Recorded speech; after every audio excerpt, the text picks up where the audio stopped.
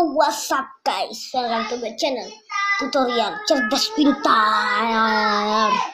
Kali ini kita akan mempelajari cara salto ke belakang dan ke depan tidak berdiri di atas tempat tidur.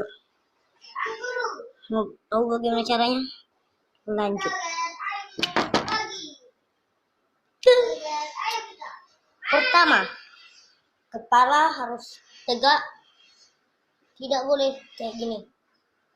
Tak boleh, kepalanya tegaknya aja. Gitu aja.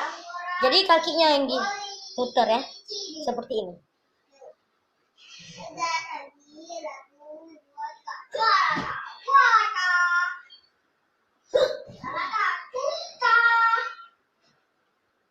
Tegak.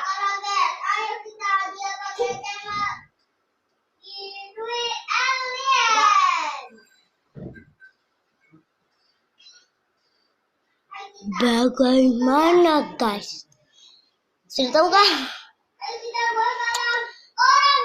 Jangan lupa subscribe and like and comment, dan jangan lupa juga di share.